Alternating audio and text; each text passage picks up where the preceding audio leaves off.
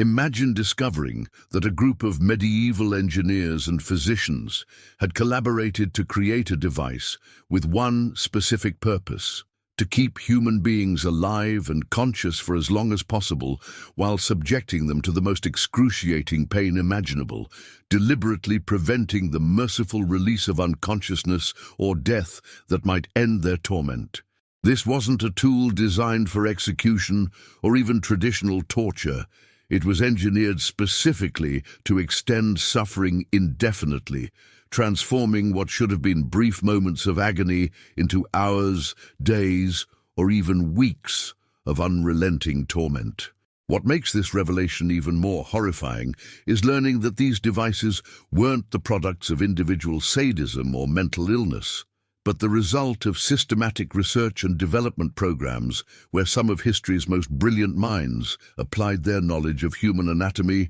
psychology, and engineering to solve what they viewed as the technical problem of maximizing human suffering while maintaining life. The device known as the Prolonged Agony Engine represented medieval torture technology's most sophisticated achievement, incorporating advanced medical knowledge and mechanical engineering to create a machine that could regulate every aspect of a victim's physical condition while systematically destroying their body in carefully controlled stages. Unlike conventional torture devices that caused random damage or risked accidentally killing their victims too quickly, this machine was designed with precise feedback mechanisms that could monitor vital signs, adjust the intensity of torture based on the victim's condition, and automatically provide just enough medical intervention to prevent death while ensuring that suffering continued uninterrupted. The device combined elements of the rack,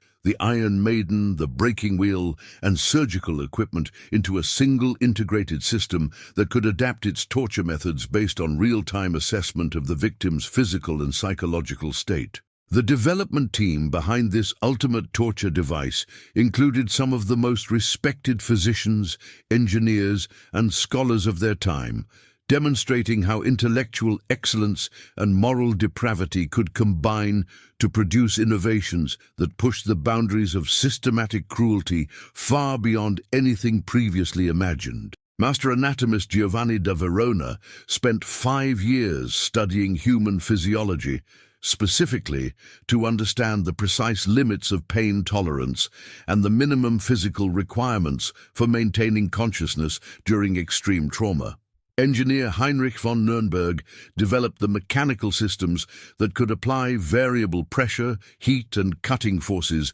with mathematical precision, while monitoring the victim's responses through sophisticated measurement devices. Physician-philosopher Aurelius de Salamanca created the theoretical framework that justified prolonged torture as a form of spiritual purification that served both temporal justice and divine will. The construction of the Prolonged Agony Engine required technological innovations that wouldn't be seen again until the Industrial Revolution, with craftsmen developing new techniques for precision metalworking, hydraulic pressure systems, and mechanical automation that were centuries ahead of their time. The device incorporated over 300 separate components, each designed to perform specific functions in the systematic destruction of human bodies while maintaining the precise conditions necessary for extended consciousness. Temperature control systems could heat or cool different parts of the victim's body independently, while pressure regulation mechanisms could gradually increase or decrease the force applied to specific body parts based on predetermined schedules or real-time physiological feedback. The most sophisticated versions included primitive clockwork mechanisms that could automate torture sequences, ensuring that the victim's suffering continued even when human operators weren't present. The psychological research that informed the device's design reveals how medieval scholars had developed surprisingly sophisticated understanding of human mental processes and the relationship between physical pain and psychological breakdown. Through systematic observation of torture victims over decades, they had identified specific patterns of psychological response that could be manipulated to maximize emotional suffering while preventing the mental escape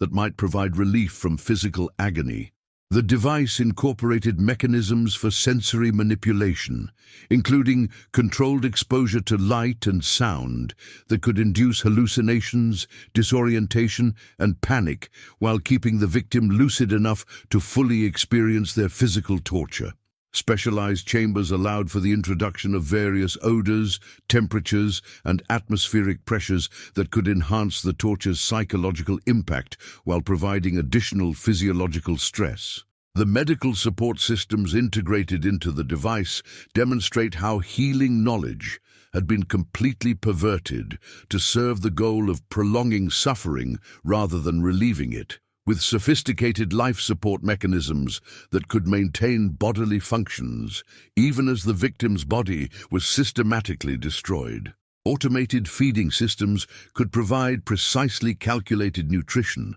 to maintain basic metabolic functions while preventing the victim from gaining enough strength to resist or the weakness that might lead to unconsciousness. Circulation support mechanisms could maintain blood flow to damaged areas while preventing fatal blood loss, ensuring that even severe injuries would heal enough to allow continued torture. Waste management systems handled bodily functions automatically, preventing infection or other complications that might interfere with the extended torture schedule. The calibration process for each victim required extensive preliminary testing to determine their specific physical and psychological characteristics, allowing operators to customize the torture experience for maximum effectiveness based on individual anatomical and mental profiles. Victims would undergo days of assessment during which their pain tolerance, vital sign patterns, psychological vulnerabilities, and physical capabilities would be carefully documented and analyzed. This information would then be used to program the device's various systems to deliver precisely the right combination of torture elements to maximize suffering while ensuring survival. The most sophisticated facilities maintained detailed databases of victim profiles that could be used to improve torture techniques and develop new methods for overcoming human adaptation to pain and stress. The operational procedures for the prolonged agony engine were documented in elaborate manuals that read like scientific textbooks, providing step-by-step instructions for every aspect of extended torture, while emphasizing the importance of systematic observation and careful record-keeping. Operators were trained for months in the proper use of the device's various systems, learning to interpret vital sign readings, adjust torture parameters based on victim responses, and maintain detailed logs of every aspect of the torture process. The manuals included troubleshooting guides for common problems, such as victims who lost consciousness too frequently or who developed adaptive responses that reduced the effectiveness of particular torture methods. Quality control procedures ensured that each torture session met specified standards for duration, intensity, and psychological impact. The victim selection criteria for the prolonged agony engine reveal how this ultimate torture device was reserved for individuals whose suffering would serve the maximum possible deterrent and propaganda value, with careful consideration being given to the victim's social status, political significance, and symbolic importance. Religious heretics who had gained significant followings were preferred targets because their extended torture could demonstrate the consequences of challenging church authority while providing opportunities for forced conversion that could be publicized as evidence of divine justice. Political dissidents, whose ideas had influenced others, were subjected to the device to show the futility of opposing established authority, with their suffering being documented and distributed as warning material to potential supporters. Wealthy individuals accused of various crimes were sometimes selected primarily because their extended torture could generate substantial revenue through public viewing fees and the eventual confiscation of their property. The public relations aspects of the prolonged agony engine demonstrate how authorities understood that the device's true value lay not just in punishing individual victims, but in creating psychological impact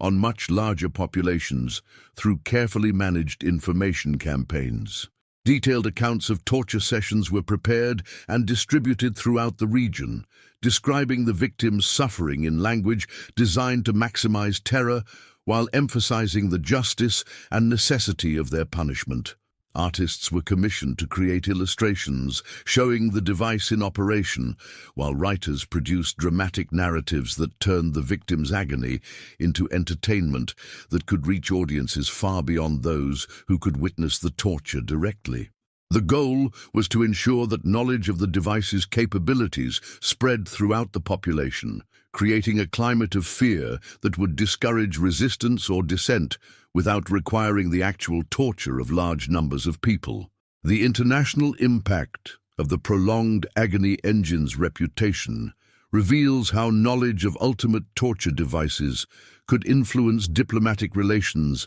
and international conflicts, with foreign governments sometimes modifying their policies specifically to avoid the risk of their citizens being subjected to such extreme punishment. Diplomatic correspondence from the period shows that several nations refused to extradite suspected criminals to regions where the device was known to be in use, while trade relationships were sometimes strained by concerns about the treatment of merchants or travelers who might be accused of crimes. The device's reputation became a form of diplomatic weapon that could influence negotiations and international behavior through the threat of consequences so severe that they transcended normal concepts of political or military retaliation. The economic costs of operating the prolonged agony engine were enormous, requiring specialized facilities, highly trained personnel, and sophisticated supply chains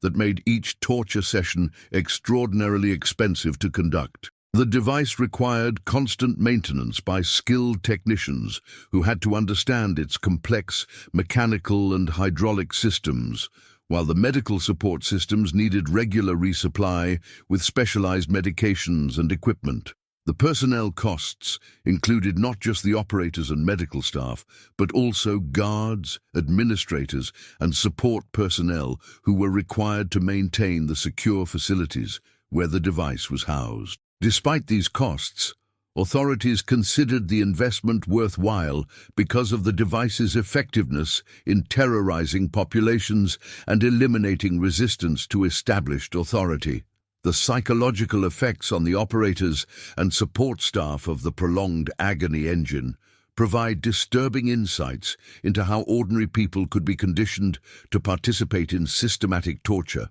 while maintaining their sense of professional competence and moral legitimacy. Extensive training programs were developed to desensitize personnel to human suffering while emphasizing their role as professional technicians implementing legitimate state policy. Psychological support systems were provided to help staff cope with the emotional stress of their work, including regular counseling sessions, recreational activities, and ideological reinforcement that portrayed their participation in torture as patriotic service and divine duty. The most successful operators often developed dissociative disorders that allowed them to compartmentalize their work while maintaining normal social relationships in their personal lives. The record-keeping systems associated with the prolonged agony engine created vast archives of documentation that provided unprecedented insight into the systematic application of torture while serving as institutional memory that could be used to refine and improve future operations. Every aspect of each torture session was documented in detail, including the victim's physical and psychological responses, the effectiveness of different torture techniques, and the optimal timing and intensity for various procedures. This information was analyzed to identify patterns and develop best practices that could be applied to future victims, while the records also served as legal documentation that could be used to justify the torture and punishment of the victims. The archives became a form of institutional knowledge that allowed the torture program to operate with increasing efficiency and effectiveness over time. The eventual destruction of the prolonged agony engine came not through humanitarian reform, but through political changes that made such spectacular torture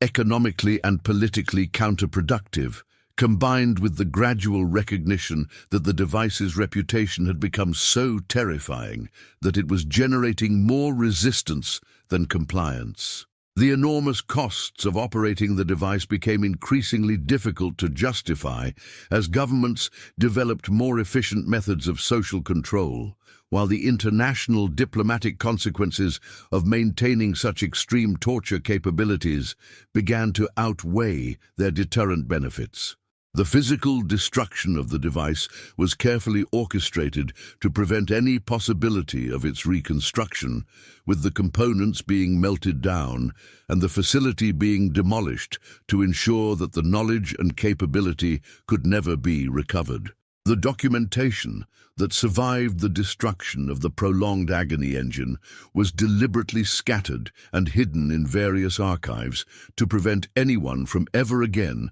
assembling the complete technical knowledge necessary to reconstruct such a device, though enough information remains to understand the basic principles and horrifying capabilities of this ultimate torture machine. Modern researchers who have studied the surviving documents report being deeply traumatized by their exposure to such systematic cruelty, with many requiring psychological counseling to cope with the knowledge of what human beings had created and used against their fellow creatures. The few detailed accounts that remain provide chilling evidence of the extraordinary human capacity for innovation when applied to the problem of causing maximum suffering, while demonstrating how intellectual sophistication and moral depravity can combine to produce horrors that transcend normal understanding of human cruelty. Perhaps most disturbing of all is how the prolonged agony engine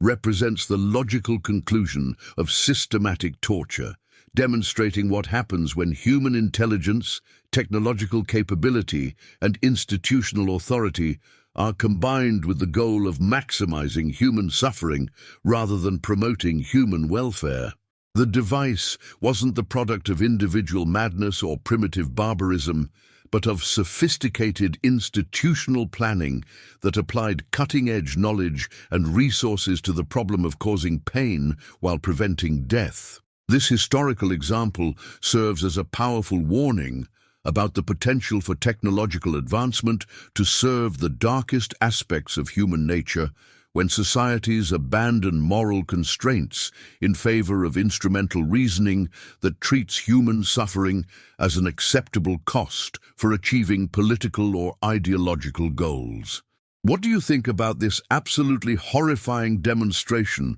of how human intelligence and technological innovation can be systematically applied to the problem of maximizing human suffering while preventing the mercy of death? Can you imagine the mindset of people who would dedicate years of their lives to engineering devices specifically designed to keep people alive while torturing them for extended periods? The fact that this represented the work of respected intellectuals and professionals rather than obvious criminals or psychopaths really makes you wonder about the capacity for evil that exists within supposedly civilized institutions when they're given unlimited authority and resources, doesn't it? Share your thoughts in the comments about what this reveals about the relationship between technological progress and moral development, and whether contemporary institutions might be creating new forms of systematic suffering that future generations will view with